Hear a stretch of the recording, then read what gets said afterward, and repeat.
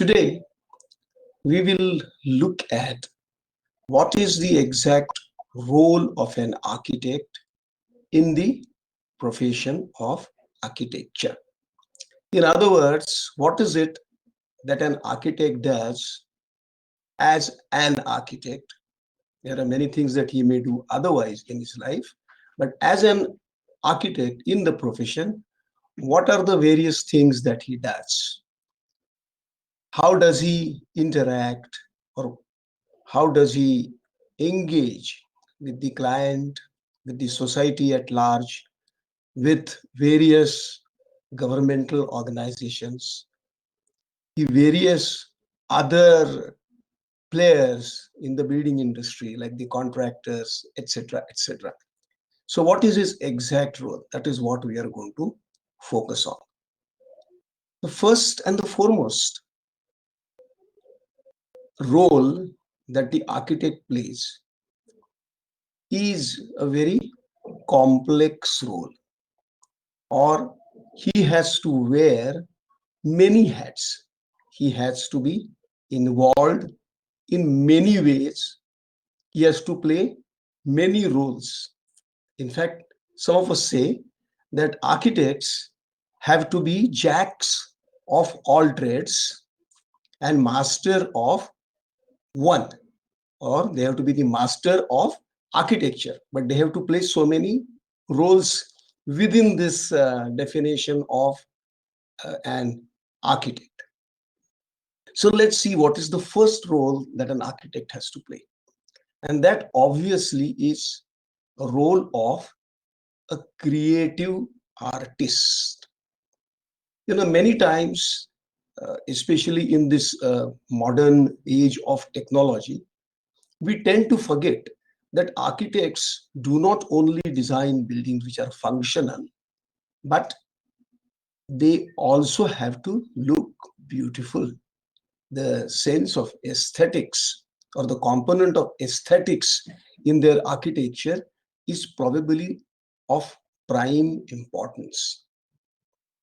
Now let's look at the difference between different kinds of artists and architects. Now, if you look at artists like painters, sculptors, they do their work for themselves. They do it for their own satisfaction. Sometimes they may sell it also, and they may make some money out of it. But unlike an architect, they do all their work for themselves. In case of architects, we always do all our work for someone, for a client.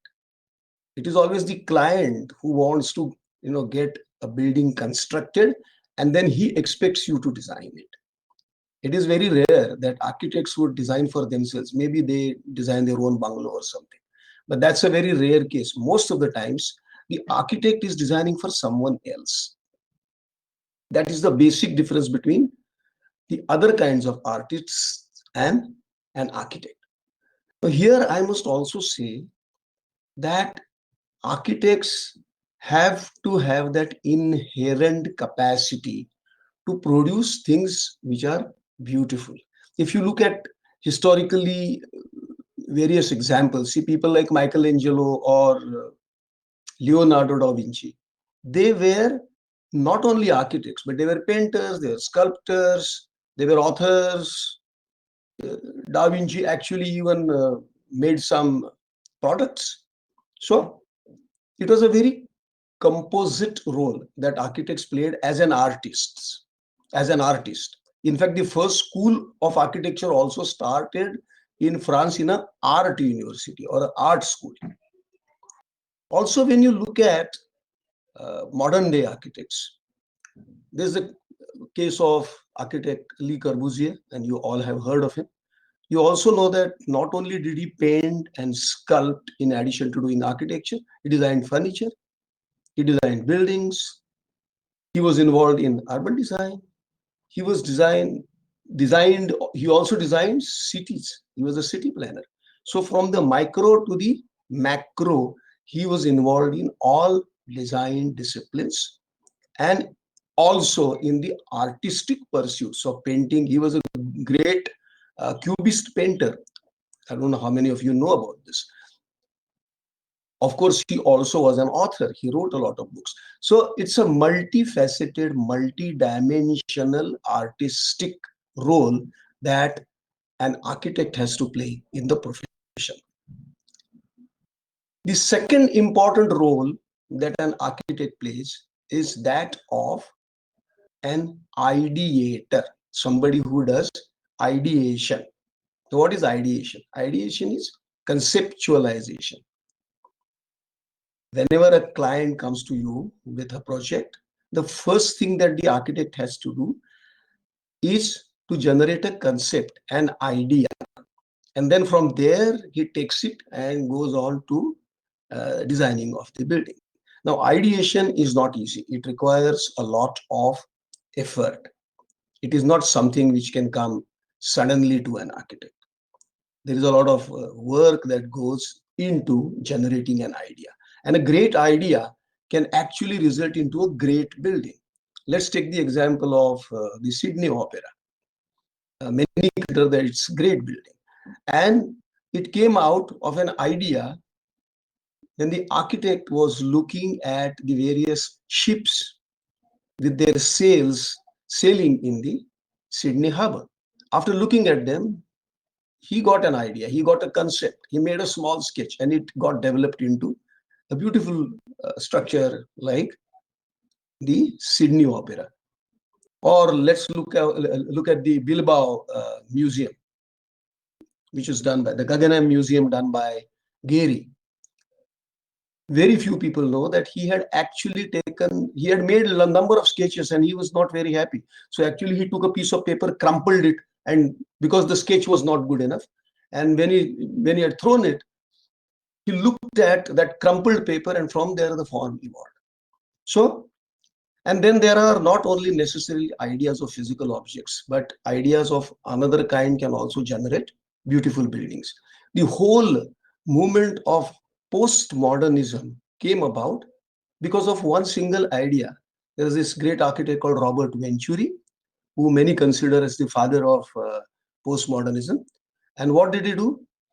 He was looking at the great masters in the modern period, and one of them, that's Mies van der Rohe. What did he say? He said, less is more. And this less is more meant that there was very little crafting into the building. And Venturi was, in a very tongue-in-cheek manner, he made a remark that yes, less is more, but less is also bore. And that less is bore got converted into the whole movement of postmodernism. So it is not necessarily a physical idea, but it could be just a thought which can become a great beginning for a great building. So ideation is a very important role that an architect has to play in his practice. Now, as I said, architects do not function for themselves. They design buildings for their client. Now, the client architect relationship is of extreme importance. Usually, when a client comes to you, he only has vague ideas about what he wants to do. Many times, he is not even aware of what he really wants to do. He just has thoughts, he comes to you. And architects have to have the special skill of talking to the client and ferreting out what is his real intention, or helping him reach his real intention, finding out his real intention. And then that gets converted into the design brief. Now, if that is to happen, the architect and the owner or the client, they have to develop some kind of a bond. And that bond has to be based on trust, mutual trust. When that happens, then the architect can really get into the mind of the client, and he does things as if they are done by the client. And that is what is expected. See, architects do not work for themselves, but they work by wearing the shoes of the client. So finally, a good building, if it is appreciated by everyone, it is usually the client's building and not the architect's building. And that is because the architect has got into the psyche of the client and he has designed as if he is the client. Okay. Now, this requires, as I told you, some very special skills. Apart from this, the situation where a client or a promoter is not the ultimate user is also quite prevalent. Let's take all the mass housing that people do.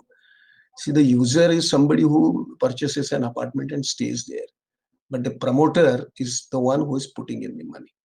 So suddenly you have a situation where the user is not present. You don't even know who's the user. So in such a situation, the architect's responsibility is even more, because he has to ensure that the ultimate user's interests are safeguarded. Otherwise, what will happen? The user will get cheated. The building will not work, because it has to work for the user, not only for the promoter. Even though the promoter or the client is paying you, your responsibility is towards the user. Then you also know that all development that happens is regulated. So this regulation is by way of development control rules or bylaws or master planning. And there are many other agencies like fire department or the factories inspector, where there are certain kinds of laws or regulations or bylaws which have to be followed. And the owner doesn't know about this. So architect has to first educate the owner or the client as to what are the statutory requirements. And here there's a very important distinction. When dealing with the statutory authorities, the architect is not only the client's representative, but more importantly, he is the officer of the statutory body, as if he is the officer of the statutory body. His prime concern is confirming to the given set of statutory laws or compliance of various requirements of the statutory provisions is the prime responsibility of the architect. You have to ensure that what you build is legal. Okay, and this is another role that many architects find very difficult to play, because the client or the promoter is paying them. Okay, and many times the promoter or client's interest is not in conformity either with the user's interests or with the requirements of the statutory provisions. So this is a very complex role that the architect has to play while dealing with the client, the user, etc., etc. The next role that an architect plays is that of a team leader. You see, now buildings have become very complex and very large. So it's not a one-man job. There is obviously a team. A team, there is the ideation team. There are people who make drawings, people who make working drawings, people who make models, presentations, people who do quantity surveying, people who write specifications. So there's a whole set of people involved in making of a project. And here the architect has to lead this team. He has to take everyone with him. He has to take everyone on board and lead them in a single direction. Only then a good buildings can be designed and can come about. So the role of a team leader. Now, a team leader is not merely leading the team, but he is also ensuring that his team does good work, gets proper training, gets good facilities, is satisfied, and everyone is pulling in one direction. So that is the role of a team leader that an architect has to play. The other role corresponding to this role of a team leader is that of a coordinator. As I said, that buildings have become very complex, and it is required that you have many consultants who get appointed and who are involved in the design. And these are consultants who are specialists in their own field of operation. But what it means is that they may be not running in the same direction. They may, give you advice. That advice can be contrary to the advice given by some other consultant. So here, coordinating the work of different consultants and putting them all together, putting them up in the final design, it's almost like solving a jigsaw puzzle where everybody is providing one little piece, every consultant is providing one little piece of the jigsaw puzzle, and you are all putting it together to form the complete picture. Because it is only the architect who knows the complete picture, not the different consultants. They only know their part of the job. So coordination is a very important role that an architect has to play. The next role is that of a project manager. Remember, the architect's job doesn't get finished after he designs and makes drawings. He also has to ensure that it gets constructed in the manner in which it has been visualized or designed. So for this, he has to make working drawings. He has to also draw specifications. And then the whole process of appointment of a contractor, starting with tendering, then assigning the work to a contractor, appointment of a contractor, then not day-to-day supervision, but general supervision of what goes on, ensuring that what is getting built is what is designed and what is approved by the statutory bodies, giving contractor instructions from time to time, also measuring the work that he has done from time to time and giving him interim certificates of payment, giving him a final certificate of payment, giving the virtual completion certificate. These are all duties of an architect. Okay, these usually fall under the larger heading of management of the construction or project management. Nowadays, there is a tendency of appointing a project manager for large projects. But let us not forget that legally, the entire responsibility of project management lies with the architect and not a project manager. He is only reporting to you. Okay, so it's a major role. For smaller works, architects have to do it. Also, sometimes the architect doesn't want to appoint a, I'm sorry, the owner doesn't want to appoint a contractor. So what does he do? He purchases materials and appoints labor contractors and gets the work done under supervision, as it is called. Now, in such works, the responsibility of the architect is much more because he has to actually almost play the role of a contractor, not really a contractor. But this role is being paid for. You get extra fees for this, for working as a project consultant for a work which is done on a materials and labor base. Now, what we also have to remember that this role of project manager is not the primary role of the architect. Sometimes there may be a conflict and the architect has to be very careful. In fact, that is why architect can never work as a contractor. In the society, there is very little awareness about what architecture is all about. Many people tend to use the word architect, contractor, engineer, supervisor as if they are one and the same. The architect is not involved in contracting. He doesn't get any money out of constructing something. He gets his money out of the fees that are paid to him in an advisory capacity. He is only an advisor to the owner. Okay. Now, this is a clear distinction which many people do not realize. Maybe as architects, it is our failure that we have not still been able to kind of educate the public at large about this. The other aspect is getting approvals from various statutory authorities. I told you that it is your role.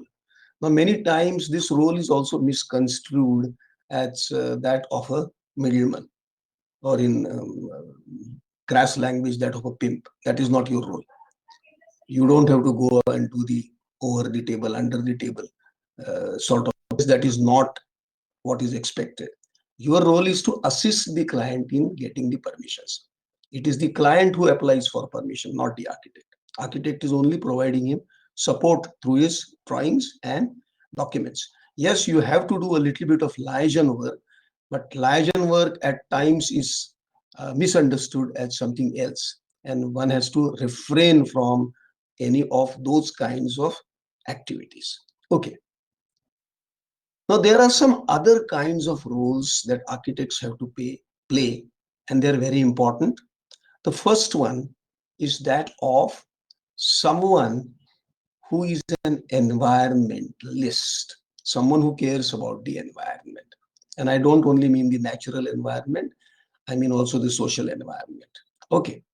Now, here, the role that the architect can play is that of a trustee. He is the trustee of the environment. After all, any intervention that you do in terms of a building that you build or anything, any intervention is likely to disturb the ecological balance, because you are going to tinker with nature. You are going to make a change which into things which were natural. Anything that you do is artificial, right? So here one has to be very careful about maintaining the ecological balance. And this is a role that architects have to take very seriously, and also engage with their owners and contractors and educate them and ensure that every architectural intervention is ecologically sound. For large projects, you also have to get environmental clearances. You have to do environmental impact studies and get clearances from statutory authorities. So there it is mandatory, and the architect has to do it. But along with that, even for small buildings where it is not mandatory to get an environmental clearance, the architect can have his own mechanism and ensure that he is giving himself a environmental clearance for that little project that he has done. All right. The next important role is that of a social reformer. I think reformer is too big a word to use, but I will still use it. Architects must understand that what they design actually build communities. They build an environment which is conducive to good community, good harmony in the community, good environment for the community to thrive in. And this is a role that many architects do not understand, because they say that I am only interested in my little piece of land on which I am building. It's not just that, because what you do has a direct impact on all the surroundings, everything that is around. Okay. See, for instance, I say that when you design a building which looks like a birthday cake, which is what most new bungalows look like, the you are not going to see the building yourself because you are living inside. It is the guy next door who has to do a masterpiece of the cake every day. So many of us don't realize that architecture has, though you are confined to a small piece, it has a very large impact on what happens in the visual environment all around you. Now, what the kind of building that you design will also have other kinds of impact. For instance, if it's a building which is generating a lot of waste, solid waste, then that is going to also impact the environment around you. So it is our responsibility to help build good communities which are safe and secure. So there are young children, there are old men, there are differently abled or physically challenged people who also live in the community. We have to be aware that they also have to use most of the facilities that we create. Of course, there is a whole set of bylaws for barrier-free buildings, and this is something that you have to study and also use it in your building design. So you have a responsibility towards the society in which your building is going to be built. Okay. Then there's this whole aspect of housing. You know that most of the work that architects do is in the field of housing. And in housing, nowadays there are two different types of housing typologies which have come into being. One of them is informal housing, or loosely translated, informal housing means housing which is informal or which is done by the user himself. And this especially happens in slums. So improving the quality of life in slums, slum redevelopment is a very important kind of typology, housing typology, that architects have to deal with. Many of us are not trained for that. Many of us think that this is something which is below my dignity to do this, because there's no glamour. You design the Taj Mahal, then you are known for ages as a great architect, as a great architect. But if you do some slum improvement work, no one will know about it. So there's no glamour attached to it, and people take. Also, there's not much money in it. So people don't look at these kinds of projects seriously. But as architects, we have to indulge into this. The other kind of housing is the rural housing, housing which is standalone. Somebody wants to build something in a village, something in a on the farm, and many architects do not want to do this. You're already aware that almost 80% of our architects are practicing in 18% of the cities in India.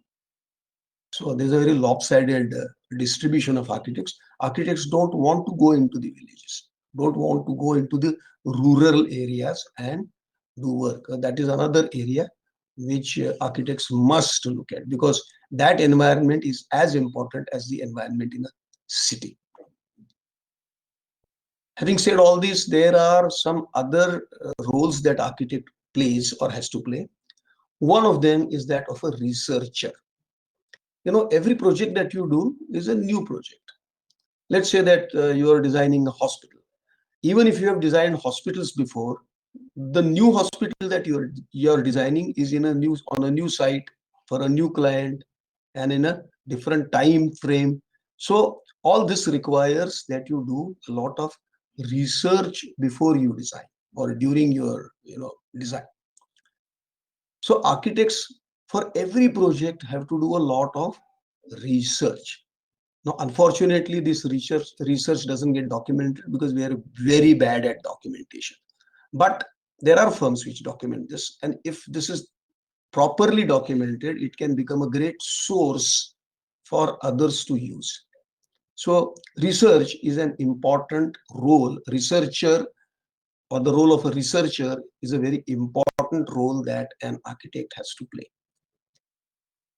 Then there are allied disciplines. I'm calling them allied, but many architects tend to think that they are entitled to be these professionals also. For instance, there's the allied field of urban design, is the allied field of urban planning, rural planning, interior design, landscape architecture.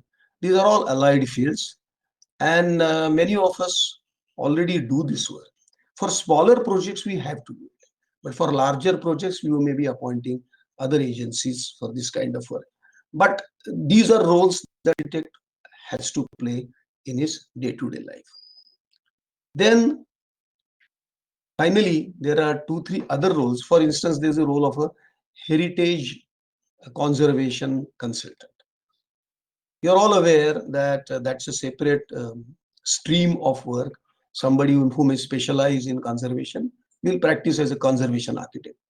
But that doesn't mean that as an architect in our day-to-day work, we are completely turning a blind eye to conservation. Because even when we do our own work, there is a bit of conservation or heritage conservation involved in what we do. There may be old structure on your site. You may want to retain part of it, or your site is next to a heritage structure. Then again, you have to be very careful in how you approach your design. So these sorts of little bit of roles that you have to play in your day-to-day life cannot be forgotten. Finally, there are some other kinds of roles, like role of an arbitrator. In case of a dispute, the architect has to do a little bit of conciliation and arbitration to try and sort out problems before they blow out of proportion. So you require that kind of skill.